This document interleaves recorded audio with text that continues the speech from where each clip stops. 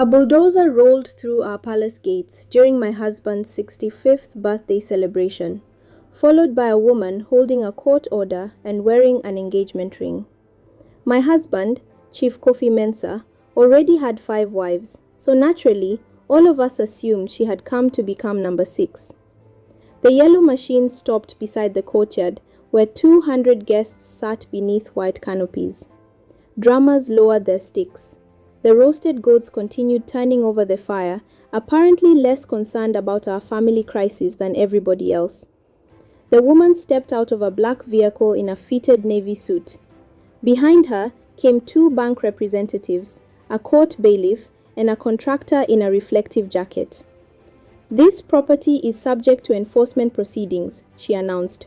"No permanent structure may be altered, transferred, or occupied by a new commercial tenant until the court reviews the securities registered against it." My husband dropped his ceremonial staff directly onto his foot. He tried to convert the pain into dignity by raising both hands.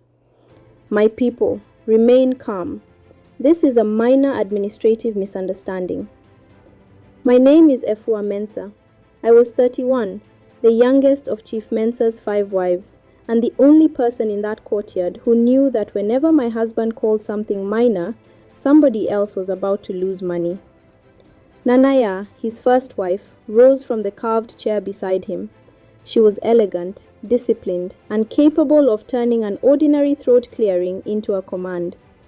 "Young woman," she said, "before bringing construction equipment into a chief's palace, you will identify yourself properly." The visitor held out her card. "Akosua Bediako, property lawyer."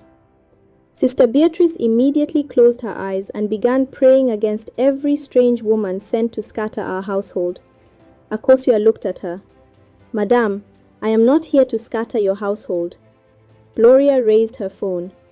"Then what is the engagement ring for?" "My engagement," Akosua replied, but not to him. 5 pairs of female eyes turned towards our husband. The chief laughed too loudly.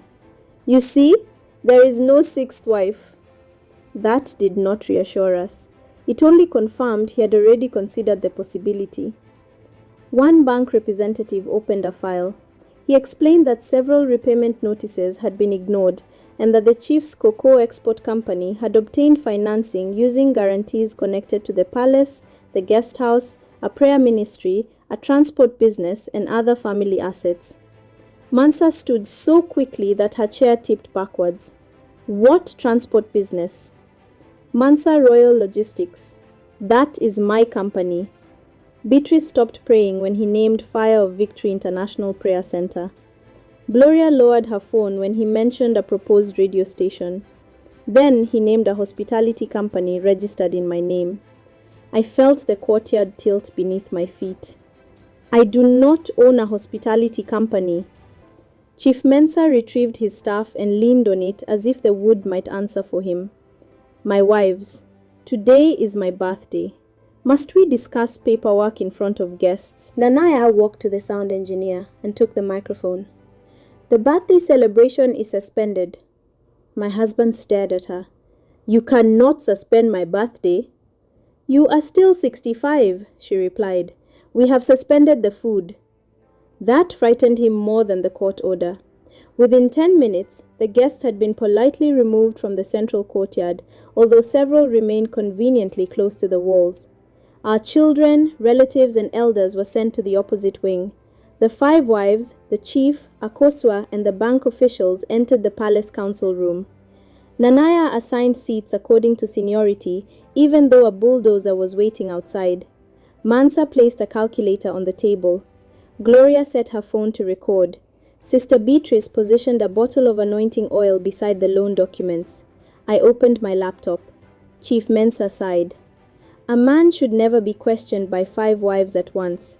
It is against nature." Mansa replied, "So is using my company to guarantee cocoa you never delivered." Akosua spread copies of 5 agreements across the table. Each document appeared to carry one wife's signature. Nanaya studied hers. "I did not sign this." Neither had Mansa, Gloria, nor I. Beatrice examined her signature for almost a minute. "This looks like mine." Everyone turned towards her. She lifted her chin. The chief asked me to sign a spiritual partnership document. Mansa removed her glasses. Did the spiritual partnership have a bank logo? He covered the top of the page with his hand. Chief Mensah leaned back. Beatrice, in marriage, trust is essential. Trust is why I did not move your hand. Akosua explained that the lenders believed all 5 wives had approved various guarantees. The palace itself had supposedly been pledged with the consent of the family trustees. The court had not authorized immediate demolition or eviction. Akosua had insisted that all work stop until the ownership documents were examined. That was the first sign that she might not be our enemy. Then Akosua placed photographs on the table. They showed Chief Mensah meeting her at a hotel, a restaurant, and a jewelry shop. In one picture, he appeared to be holding her hand. Gloria zoomed in. This photograph has romance. It has arthritis, Akosua said. He claimed his knee was weak and grabbed me while standing. The chief nodded eagerly. Exactly. Akosua turned to him. Your knee was not weak. You were trying to whisper that you could make me a very comfortable woman if I returned my father's records. My husband's smile disappeared. Akosua's late father, Mr. Bediako, had been the chief's accountant for almost 20 years. When millions disappeared from the cocoa business, Chief Mensah blamed him. Mr. Bediako died with his reputation damaged and his professional accounts frozen. Akosua had returned after finding storage receipts and encrypted files among her father's possessions. So, you are not wife number 6, Gloria asked. I would rather marry the Bulldozer. For the first time that day, Nanaya almost smiled. Akosua showed us the guarantees again. The signatures were not the only problem. Addresses had been altered, company numbers reused, and identity documents attached without consent. The hospitality company in my name had been registered 8 months earlier. I stared at the date. 8 months earlier, Chief Mensah had asked for my passport and tax identification number because he claimed he wanted to make me a director of the palace guest house. He had smiled and said, Efua, you are the modern wife. You understand technology. I had believed he was finally recognizing my work. Instead, he had created a company in my name and used it to receive borrowed funds. If you enjoy stories where hidden truths finally come to light, subscribe to Secrets Beneath the Baobab. Nanaya ordered Chief Mensah to explain himself. He adjusted his kente cloth. Some documents may have been prepared too quickly. By whom? I asked. My nephew manages the business. That was how Kwesi entered the story. 38. Educated, disciplined, and always dressed as though he had just stepped out of an important meeting. For 6 years, he had managed the chief's cocoa export company and positioned himself as the responsible future leader of the family. When we summoned him, he arrived carrying 2 phones and no visible concern. He looked at the court papers. These lenders are being aggressive. The company has assets. Which assets? Mansa asked.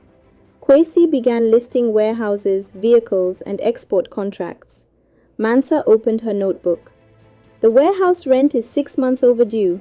3 vehicles belong to my company, and the export contract you mentioned was cancelled last year. Kwesi's expression tightened. My husband intervened. Mansa, do not embarrass the boy. The boy is 38. He is young in the family. He is old at the bank. Kwesi claimed no wife would lose anything once a delayed cocoa shipment arrived. Akosua asked for the shipment records. He said they were at the office. I asked for the company accounting login. Kwesi said the system was down. Gloria lifted her phone. Would you like to repeat that for my radio audience? He stopped speaking. Mansa requested the latest stock summary. Kwesi produced a page showing cocoa purchases, transport costs, and 12 refrigerated trucks. She read it once. Cocoa does not require refrigerated trucks. He said the vehicles had multiple purposes. The supplier's address is a barber shop. Chief Mensah developed chest pain. Nanaya sent for the palace nurse, who checked him and announced that his heart was functioning normally, but his excuses were becoming dangerous. Kwesi kept his expression controlled, yet I noticed his right hand tightening around one of his phones. He was not watching the bank representatives, he was watching Akosua's legal folder. Was my husband's nephew merely protecting a badly managed business, or was he afraid of something hidden in her father's records? That evening, the 5 wives met secretly in Nanaya's sitting room. It was the first private meeting we had held without the chief in years, and we spent the first 20 minutes arguing over who should lead it.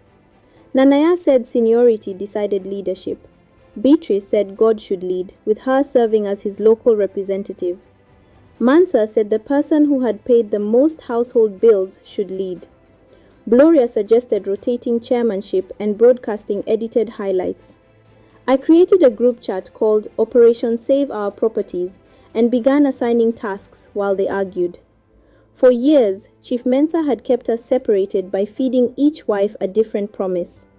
Nanaya had been told she would control the family trust. Beatrice had been promised land for a cathedral. Mansa expected ownership of the renovated Central Market. Gloria had been promised a radio station. I had been promised the palace guest house. For the first time, all 5 promises were in the same room. The following morning, we placed every map, letter, and promise on one table. At first, the properties looked different because the chief had described them using different landmarks. Nanaya's retirement house was near a proposed road. Beatrice's cathedral was beside a stream. Mansa's market extension was close to an old quarry. Gloria's radio station overlooked a new residential development. My guest house was supposed to sit on valuable land outside Accra. Then Mansa aligned the maps. Every promise referred to the same parcel. She contacted her solicitor and checked the land records. The land had been sold 18 months earlier. Chief Mensah had received a substantial payment, but none of us knew where the money had gone. We had spent years believing we were competing for 5 different futures. In reality, our husband had divided one vanished property into 5 private promises. And if the land was already gone, what exactly had he used our names to finance? We confronted him at breakfast. Chief Mensah examined the maps, frowned, and announced that he was suffering from temporary memory loss. Beatrice poured anointing oil into her palm. Should I pray for immediate restoration?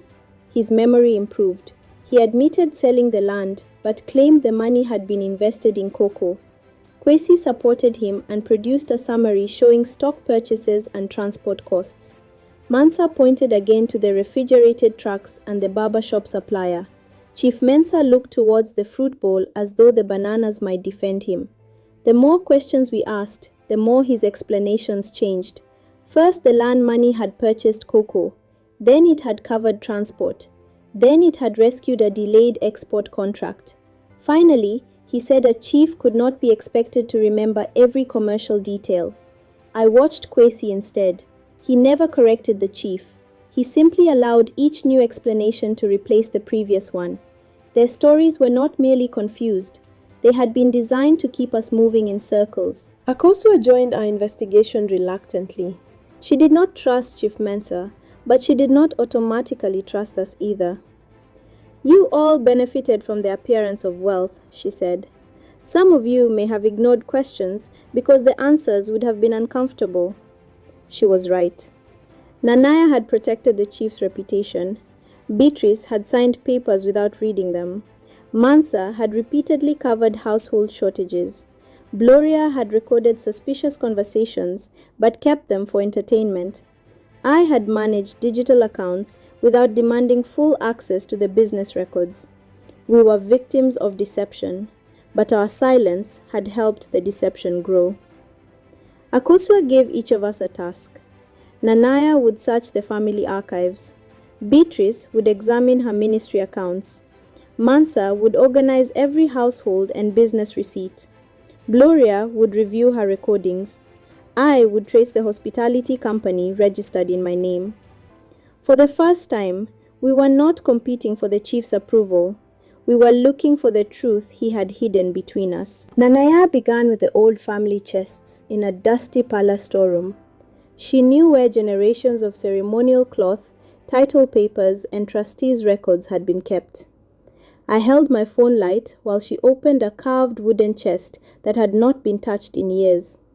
Beneath folded fabric and brittle envelopes, she found the original family trust document signed by Chief Mensah's father.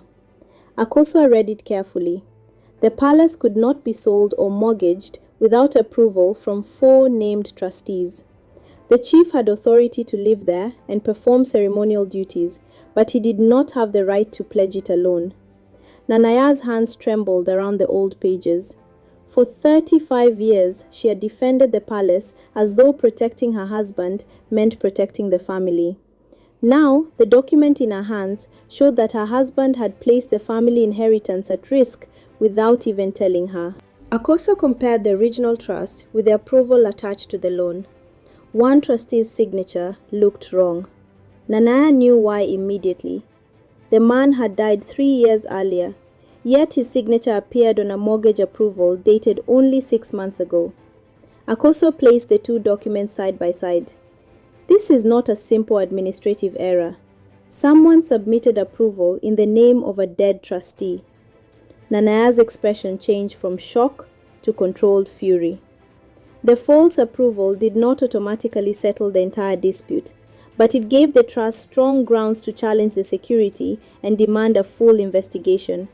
It also meant that somebody had access to all signatures, family records, and the confidence that no one would compare dates. My husband had spent years insisting that tradition required wives to trust him. Now tradition itself, preserved in his father's document, had become evidence against him. Beatrice's discovery was waiting inside her ministry account. Several large transfers had arrived and disappeared within days. The references mentioned agricultural machinery and export equipment she had never purchased. She sat behind her desk, clutching her cross, while Akosua and I arranged the statements in date order. "I prayed for financial breakthrough," she whispered. "I did not realize the money was breaking through my account on its way somewhere else." The ministry had been used as a temporary route for borrowed funds. Some transfers moved into the cocoa business. Others went to companies we did not recognize. Beatrice remembered signing what the chief called a spiritual partnership document.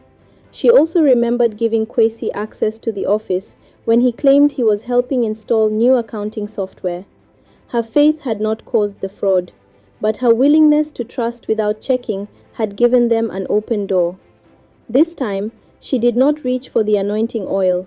She reached for a highlighter. Mansa arrived at the council room with 3 document boxes and the expression of a woman who had been waiting years for somebody to ask for receipts. She laid out staff wages, vehicle repairs, ceremonial expenses, school fees, and supplier invoices. The chief had publicly presented himself as the provider of the household.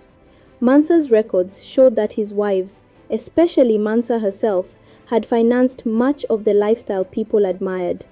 Several expenses had then been charged again to the cocoa business. Chief Mensah stood opposite the table, defensive and unusually quiet. Mansa tapped her calculator. "You did not build this image alone. We paid for it. Then you used the same costs to justify loans in our names." The receipts did not prove every missing cedi had been stolen, but they destroyed the chief's favorite defense, that all the money had gone towards maintaining his family. For the first time, the numbers spoke more loudly than his title. Gloria reviewed years of recordings from her radio work and private conversations.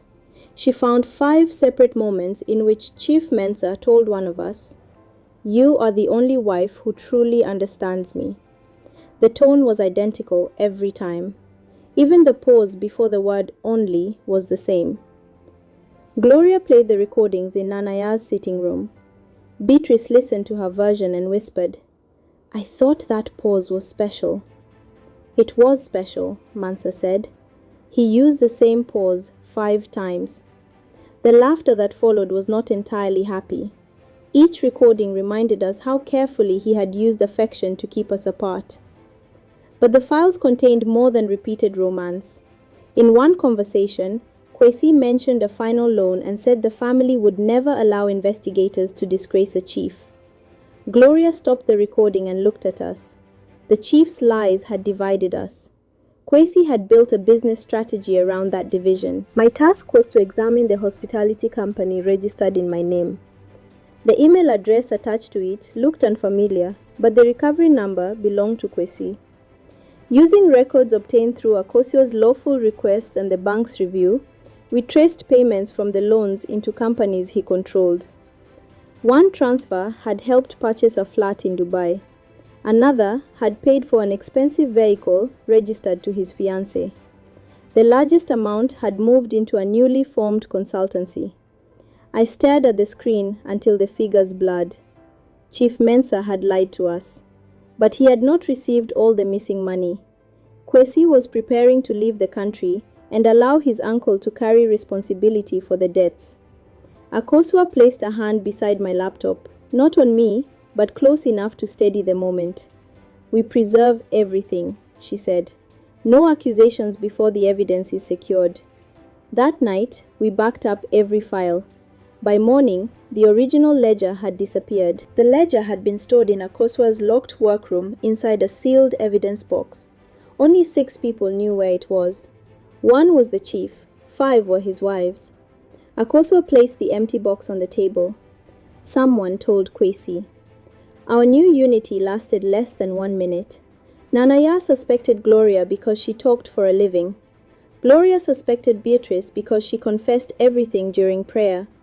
Beatrice suspected Mansa because businesswomen understood secret accounts. Mansa suspected Nanaya because senior wives had protected chiefs since the beginning of history. All 4 looked at me because I understood passwords. The accusation hurt more than I expected. We had finally begun speaking to one another, and one missing book was enough to revive every old suspicion. Then a palace goat wandered through the open door, grabbed a photocopied page from the table, and ran. For 1 second we stared after it. Then all 5 wives gave chase. The goat crossed the courtyard with the dignity of an animal that believed the palace belonged to it. Nanaya lifted her gown and ran with surprising speed. Beatrice pointed after it, shouting, "Release the evidence!" Mansa offered plantain. Gloria filmed the chase while participating in it. I followed the goat towards the kitchen and found it chewing the corner of the page. We negotiated. I offered half a loaf of bread. The goat released the paper. The sheet was wet, crumpled, and missing one corner, but a storage unit number remained visible. Akosua checked the reference against her father's old receipts. The unit had been rented shortly before his death. The goat had not recovered the missing ledger. It had done something better. It had led us to the place where Mr. Bediako had hidden his backup records. That evening, Akosua took us to a storage facility on the edge of town. Rows of metal doors stretched beneath harsh white lights. She held the small key so tightly that the edges marked her palm. When the lock finally turned, I raised my phone light and the door rolled upwards. Inside were sealed boxes, backup drives, correspondence files, and handwritten ledgers wrapped in plastic. Akosua knelt beside the first box. For a moment, she was no longer the composed lawyer who had arrived at our palace with a court order. She was a daughter, opening the last organized thoughts of a father who had died under suspicion. Nanaya stood beside her without speaking. Mansa began photographing the boxes in position before anything was moved. Gloria lowered her phone and, for once, did not record Akosua's face. We had found the archive. Now we had to discover whether it cleared her father or exposed all of us. The first ledger documented false supplier invoices and repeated warnings sent to Chief Mensah about Kwesi. One letter showed that Mr. Bediako had discovered Kwesi transferring company money. He had asked the chief to remove his nephew from the business. Chief Mensah refused. Akosua read the letter twice. Her voice remained steady, but tears gathered in her eyes. Her father had not created the missing funds. He had tried to stop them. A second document explained why the chief protected Kwesi. Kwesi knew about the chief's unauthorized land sales, false promises, and forged signatures.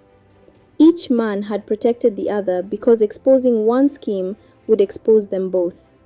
The chief had not planned every theft, but his dishonesty had given Kwesi the perfect hiding place. For the first time, I understood the full shape of the betrayal. My husband had used 5 wives to support a false image. His nephew had used that false image to steal even more. We arranged an emergency town bar before Kwesi could disappear. The chief believed the meeting would clear his name. He dressed in his finest kente and prepared a speech blaming Akosua's father for the missing money. Kwesi stood beside him in a dark suit, calm as ever. The town elders, bank representatives, business partners, and family trustees sat beneath the ceremonial canopy. Akosua's mother attended quietly in the front row. Before we entered, Nana Ya looked at the 5 of us. For once, nobody argued about who should walk first. Nana Ya carried the family trust. Beatrice held ministry statements. Mansa brought 3 boxes of receipts. Gloria carried a speaker. I held the company records and the backed-up transfer trail. Akosua waited with her father's ledgers. The chief raised his staff and began. My people, a chief carries many burdens. Sometimes those he trusts misuse his generosity. That was our cue. The 5 wives entered together. Nanaya addressed the trustees first. This palace was protected by our late father-in-law. The approval used to mortgage it includes a signature of a dead man. Beatrice displayed the transfers hidden inside her ministry account. I asked God for financial breakthrough. I did not realize the money was breaking through my account on its way somewhere else. Mansa opened her boxes. Our chief did not personally finance the lifestyle people admired. His wives did.